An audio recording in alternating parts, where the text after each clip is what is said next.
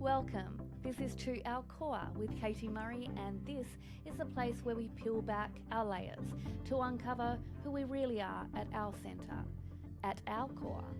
And think of it as a chat with your bestie, the one who can make you laugh until your belly hurts, who is ridiculously unfiltered, and will lovingly call you forward to help you cut through the noise and get real with yourself.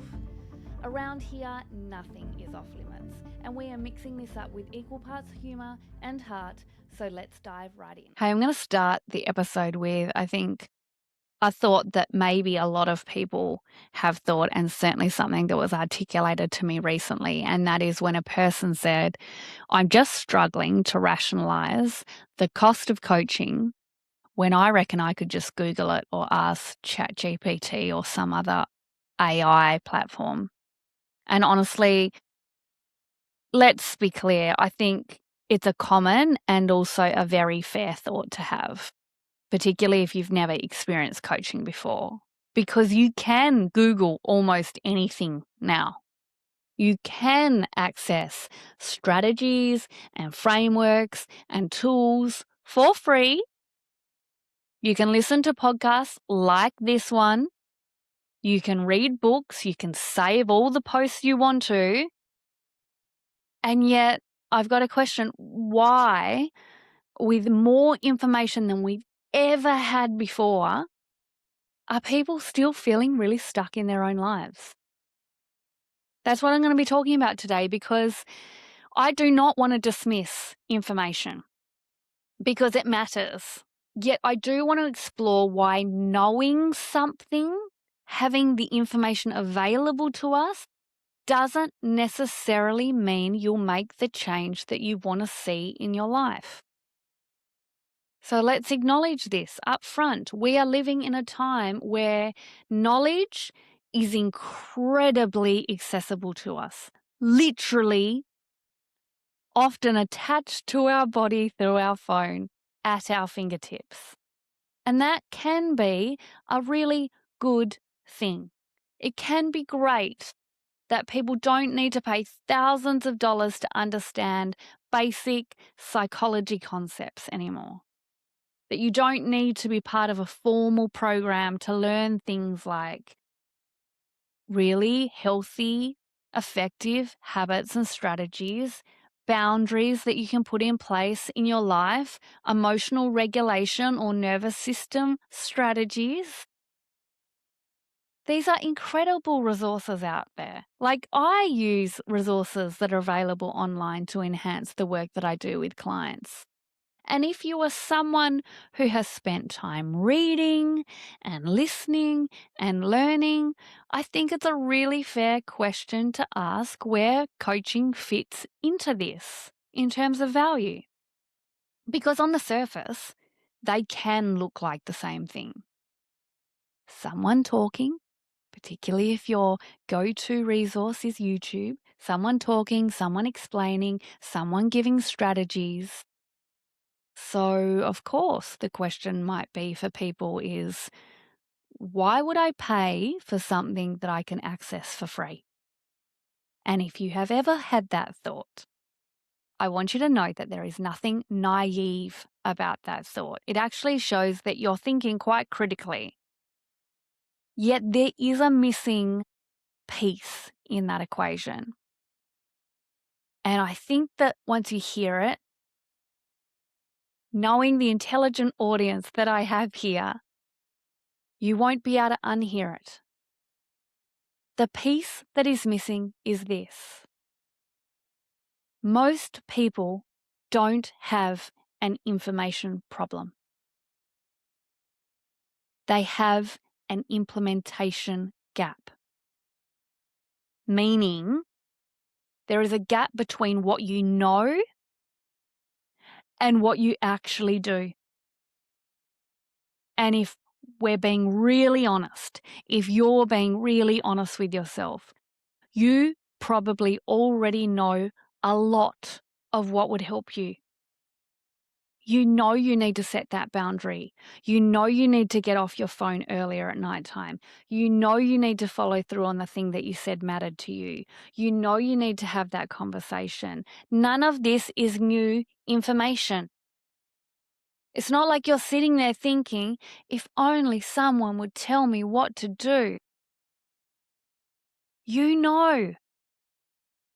And yet, there are still places in your life where you are feeling stuck in the same patterns, stuck in the same behaviors, stuck in the same thoughts, stuck with the same beliefs. And that's where you loop. And that's where you avoid. And that's where you delay. And that's where you distract yourself. That there is the gap. And no amount of additional information automatically closes it. So let's talk about why the gap exists. Because this is where people often turn on themselves quite viciously. And the internal narrative might be something like, you know what, I just must not want this enough, or I must be lazy, or I just need to be more disciplined. You've heard me talk about this on the podcast before, yet that's not actually what's happening. What is happening is much more human than that. The first point is avoidance. We are wired to move away from discomfort, and what comes with growth is discomfort. What comes with change is discomfort. What comes with the unknown, the uncharted territory, is discomfort. So even if something matters to you, if it feels uncomfortable or exposing or uncertain, there will be a part of you that avoids it because you are human. And that is how your brain is designed to be for you. The second piece, it's self-protection. A lot of the patterns you're trying to change exist for a reason and have probably served you very well at one point in your life. Overthinking, it protects you potentially from getting it wrong. Well, that's the story that you've told yourself. People pleasing, you've convinced yourself that it protects you from conflict or rejection. Procrastination, well, if I just procrastinate and I don't do the thing, then that's going to protect me from failing at the thing. So when you try to change the behavior, you're not just changing an action. You are disrupting something that at some point felt necessary, at some point offered you safety, at some point helped you. And the third piece, it is emotional load. Knowing what to do doesn't remove the feelings that come with doing it. You can know that you need to set a boundary and still feel anxious, guilty, or afraid when you go to do it. You can know that you need to follow through on the thing and still feel resistance, doubt, overwhelm. And most people don't struggle with the knowing. They struggle with staying present through this feeling. And this is the part that information will never solve for you. And then there's another layer. I know, just keeps going deeper and deeper, doesn't it? And this one is really important. You can't always see your own patterns clearly. You can't always see your blind spots. They're blind for a reason. Because when you're inside them, those patterns, those behaviors, those thoughts, those beliefs, they can feel very reasonable, very justified, very true for you. Now's not the right time. I just need a bit more time. I'll do things when life is not so chaotic or busy or the kids don't have this, and this on. I'll do it later. And those thoughts, they don't feel like avoidance often. They feel very logical. You can absolutely, with your reticular activating system, with your filter in your brain, you can pull up all the evidence that supports that argument. And that's the tricky thing with this. You don't experience your patterns as patterns. You're not like, oh, I'm running in the same pattern. I'm running the same behavior. I'm doing the same system that I'm always used, the same strategy that has always been the strategy that I've defaulted to. No, you're not thinking like that.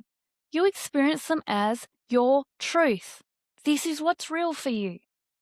And that means you can stay stuck inside them for a very long time while genuinely believing that you're doing your best with what you've got. And this is where coaching is different.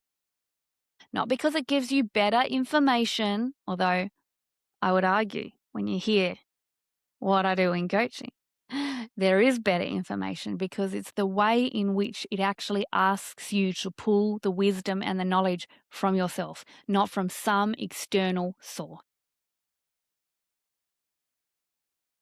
It is different because it works in a completely different way. Coaching happens in real time. And when I mean real time, I am not just available to my clients in the 1 hour a fortnight that they have with me online in the coaching space. I'm available in email support Monday to Friday. They have an issue, they have a challenge, they send it through. My group program has daily access to me in a WhatsApp group chat. I am there for them in real time. It notices things as they're happening.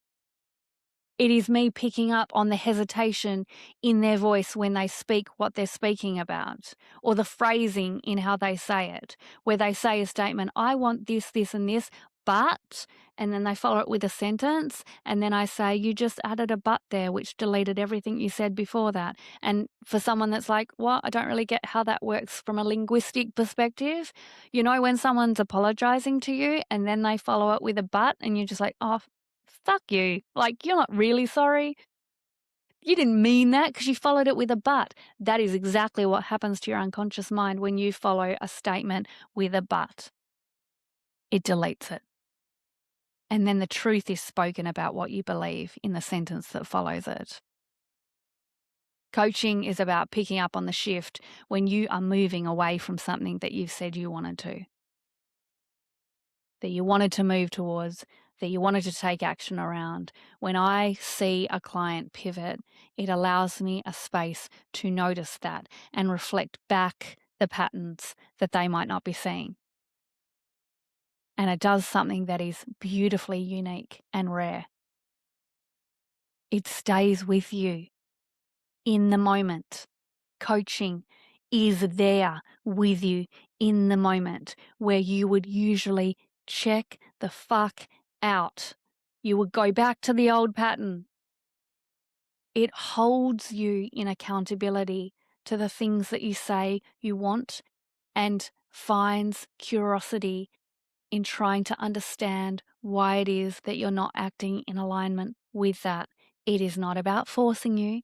It is not about pushing you aggressively. It is about holding space for you by gently and directly saying, hey, this feels like a familiar place that we've been before. This is a pattern. What's happening right now for you? And that moment, those questions, that curiosity without judgment, that changes shit up. You ain't gonna get that from ChatGPT. It's not in the information that's provided that stands in the difference. It is the interruption of the pattern that you may not even see is happening. So let me give you a few examples. You decide to go and have that really hard conversation. And you think about it and you plan it and you even rehearse it. And then the moment comes and suddenly, you know what, it feels too hard and you retreat. Maybe you soften what you actually wanted to say so that you believe it's more palatable. That's the moment. Or you tell yourself, I'm going to stop scrolling at nighttime.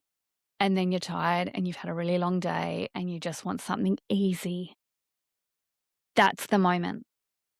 Or your child does something and you react in a way that you said you wouldn't. You wouldn't go to that default again of raising your voice, becoming snappy, or fighting back in the same way that they're fighting you. And, afterwards, you justify it. Like, they really just pushed my buttons, and you minimize it. That's the moment. And most people miss it. Or they move past it really quickly, or they explain it away. Coaching slows that moment down. It helps you to stay there long enough to actually choose something different. When clients are coming to me and talking to me about the conversation they want to have, we rehearse it. So it's theirs to own, not something they have to wing. They get to practice the reframes of the negative self-talk, how they can not only catch the thought, how they can not only challenge the mistruths that are in those thoughts, but how they can actually change it to a far more positive narrative. And then they get to bring it back to coaching, and they get to ask or to explain how it went for them. And then they get more feedback, more curious questions. What feels aligned? What felt scary for you in that moment? Where did you pull back to safety and retreat? For what purpose are you doing this? How is this serving you? How is this aligned to what you want? Tell me what perfection looks like to you. So coming back to the original question or the original thought that I opened this episode with, why would you pay for coaching when you can just Google it or ask ChatGPT? Well, here's my answer. There is absolutely nothing wrong with using those tools. They can be incredibly helpful. Yet information alone is never enough. You wouldn't still feel stuck in the same places. You wouldn't still be circling the same patterns of behavior. You wouldn't still be saying, I know what to do, I'm just not doing it. And this is not about making you out to be a failure. It means that you are human. It also might mean you're not meant to do this part alone. We are better together. I am better working with a coach who can illuminate my blind spots, who can identify my patterns. We are better together. And that is something that is irreplaceable by online information. So I invite you, start noticing. Where is the gap between what you know and what you do? And what happens right in that moment? Because that is where the work is. And then that is where the change begins. Thanks for spending time with me today on To Our Core. If something landed in your heart or gave you a much needed giggle, consider sharing it with a friend who also may need this as a timely reminder. And go on. You know you want to. Give me a 5-star review so that this podcast can land in the ears of many, many more people. Because remember that life is too short to stay on the surface. Keep living, loving, and laughing all the way to your core. Go make life great. And if you want support around this, go to the show notes to find out more.